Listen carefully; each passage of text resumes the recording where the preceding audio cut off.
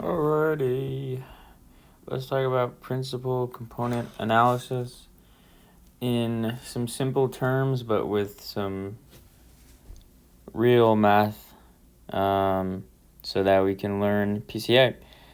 Alright, so basically what I'm going to show is start with the visual intuition that I think is very popular on YouTube and stuff, but then get into the actual two different derivations that will end with the same solution. And so we'll understand what that solution actually means and get to it two different ways. Because apparently there are like 11 different derivations for this, but these are the two most popular ones. And so we'll see what the actual solution is to PCA and what it is, and then how to use it. All right, so let's start visually, and just with a quick picture. So here we have, some data on a 2D plane. And so the point of PCA is to find the directions. The point is to use it to do several things. But the point of PCA is to be able to draw a line that points in the direction called the principal component, right? So you want to find multiple principal components. So let me just show you what that means. So we're going to try and find a line that intersects the origin. And so we could draw a bunch of different types of lines, but we want to find the best one. I'll show you what best means. And here it'll be maybe something that looks like this. And so we want to find this direction of this line. And so that in 2D, right, where you can draw at most two lines.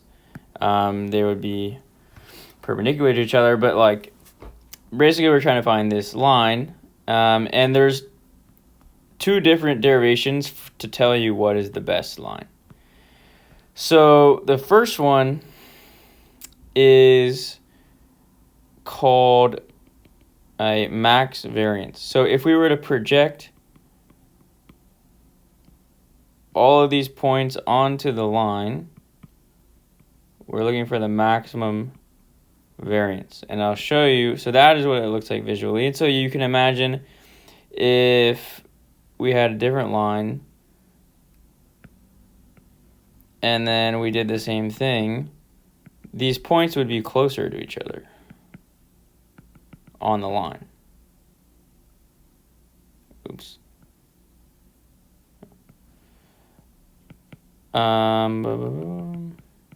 So compare these two lines, and the variance, meaning like how close are the data points.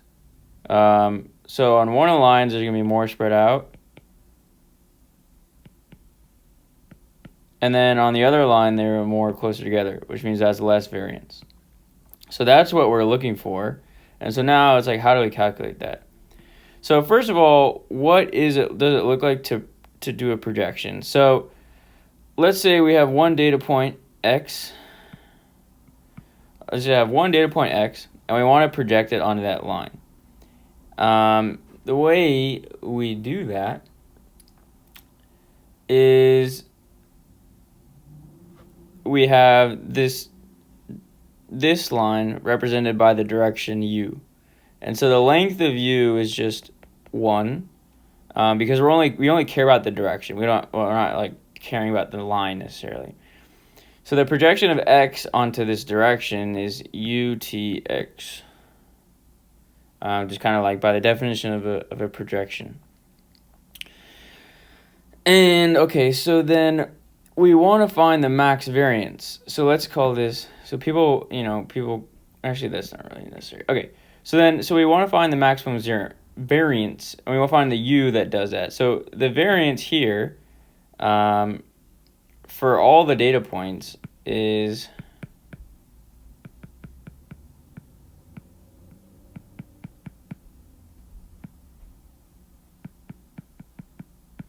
right? So this is just the variance for all the data points.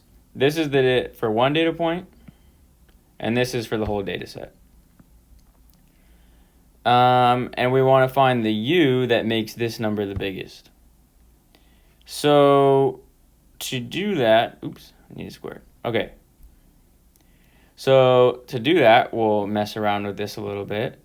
So that equals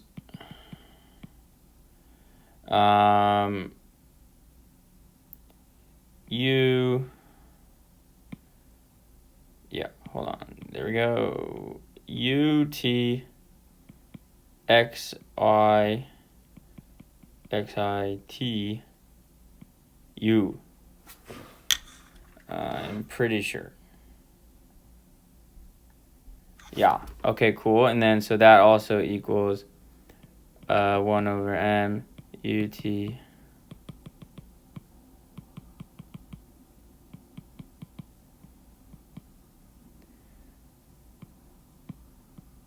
great. And so this is important. This is going to be showing up a lot. So this is confusing, but the people call this sigma. And it's the covariance matrix of the data. So that is something to keep track of. And so now we have this equation, which we can just make look a little simpler by going like this. And okay, so now we have this equation. It's just the same thing as that. We just rearrange some things. And now we want to find the u that maximizes this. And we're going to remember the fact that the length of u equals 1. So this, so now we want to do a Lagrange situation. So ut minus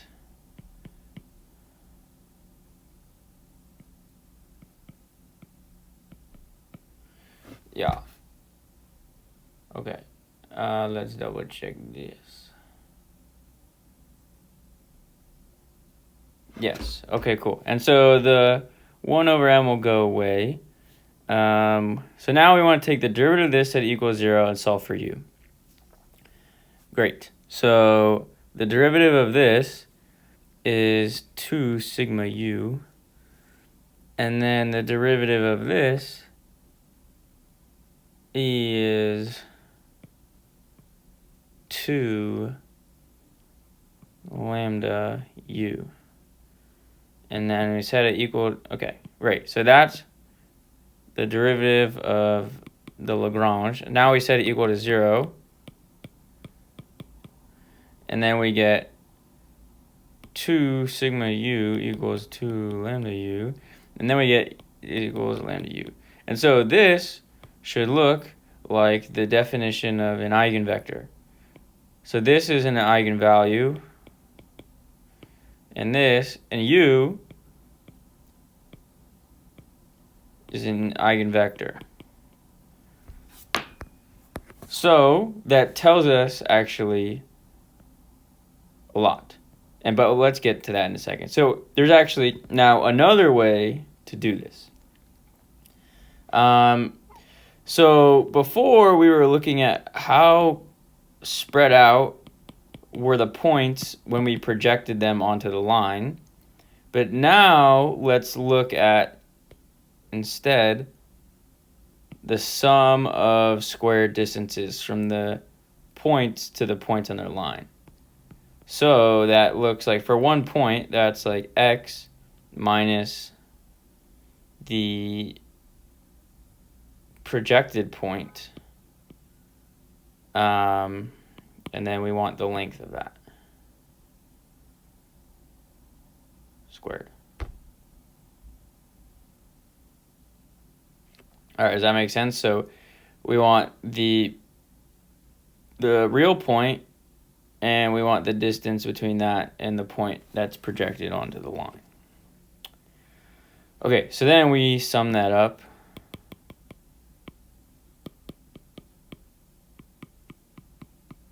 Like that. Okay.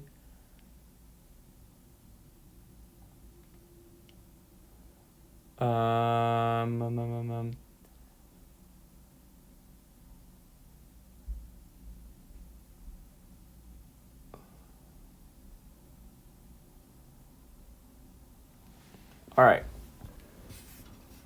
Good. Okay, cool.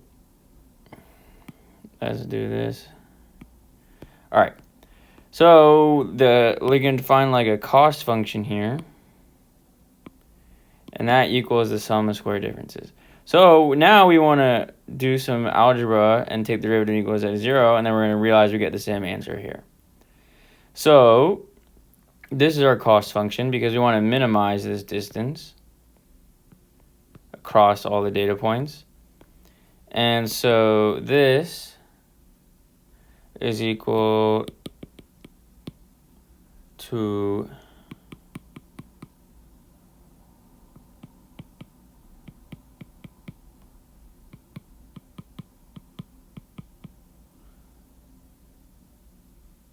right. Okay. So then how did we actually get this right here?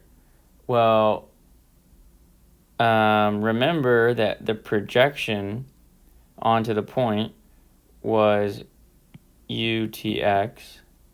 And then to actually get the vector that corresponds to this point, we times it by U, because this was just, this is just a scalar. So U is the direction, and then this is like the scalar that brings us out to all the way from here all the way to this point. Okay, so that's how we make a prediction here, I guess, or it's probably not the right way to think about it, but yeah. Okay, cool.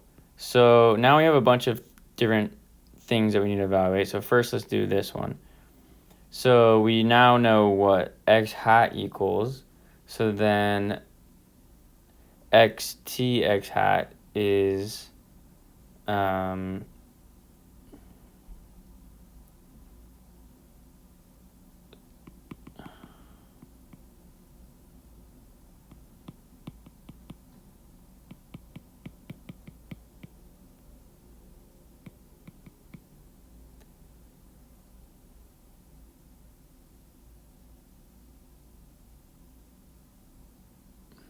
yeah, okay. And these two are the same thing, so it's just that. And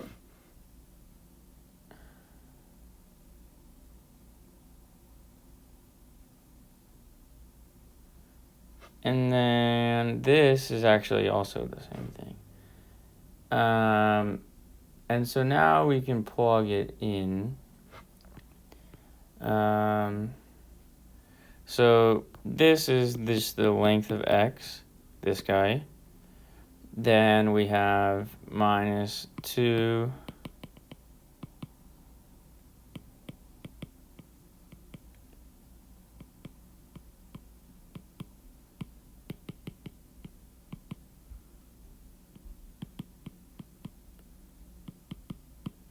All right, awesome. So that we have now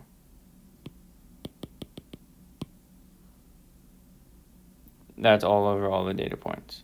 But we don't even really need to keep track of that for now. Okay, so then this means it's the length of x, right? So we have like x minus x hat equals that minus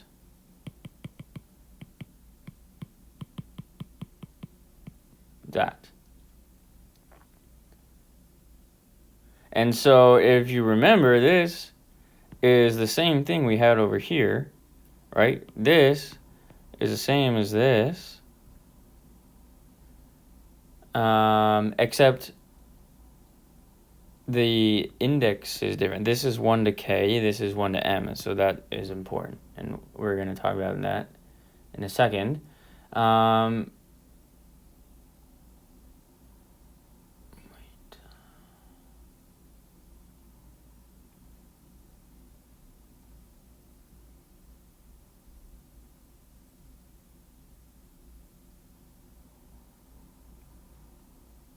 Oh, wait. Oh, wait.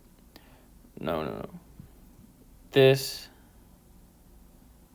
Okay, these are the same thing, actually. This is 1 to k, but this was there was no k here because it was just one dimension.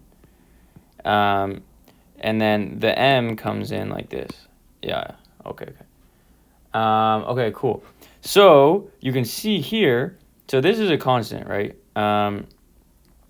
So we're trying to minimize this cost, which means we're trying to minimize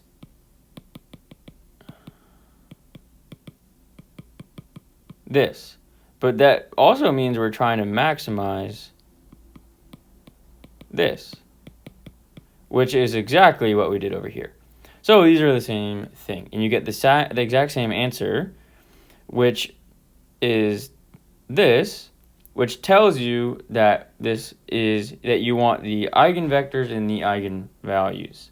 There are like multiple u's that you can have, right? So there are multiple u's that you can have, and the best ones are like the top eigenvectors. Okay, cool. So now we're at this SVD part.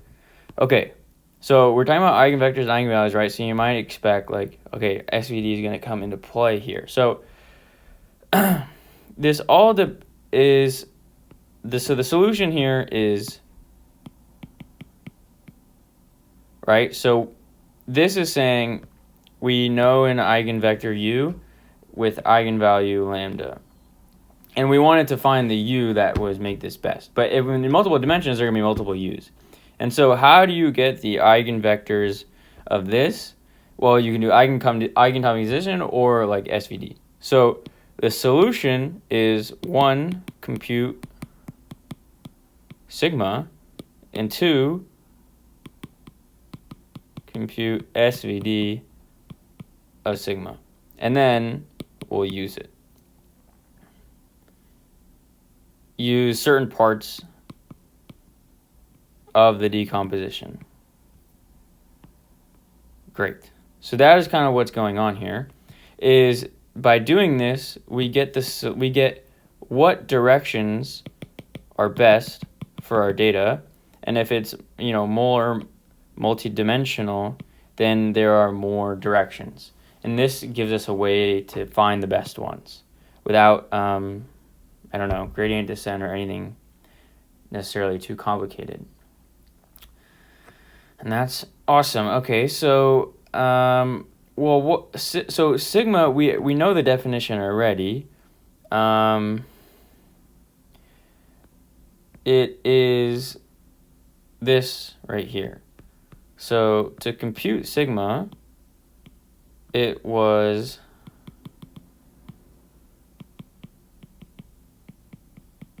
this. So we know how to compute sigma, and then you don't have to compute the SVD manually, but we know how to do that pretty easily. And so that gives us the u as S here, so it's not complicated as V. So U is this matrix that's n by n, and then you take however many eigenvectors you want corresponding to the eigenvalues in S. And so the best ones will be at the top because they'll be the highest. And so these ones will give you, remember our goal was in this one to maximize the variance. So this u will give you the maximum variance in that equation, and then this u will give you the second most, and then so on. And so you pick however many we want, however much you want to compress, and now we're getting into basically how to use PCA.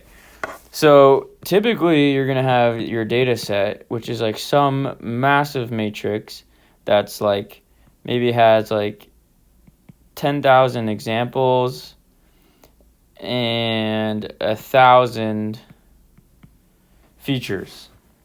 And so PCA gives you a way, or one thing about PCA is that it lets you make a new data set that is constructed using lower dimensions, right? Because before we had 2, and then we're projecting onto 1. And so here it'll be a lot simpler. Okay, so here we would make U smaller. So we take the first couple columns of U, and then to make your new data set, like what did we do before? Well, the projections were just U times X, so that's kind of what we do here, is just U times X, or U of like the first K columns times X. I think that's right.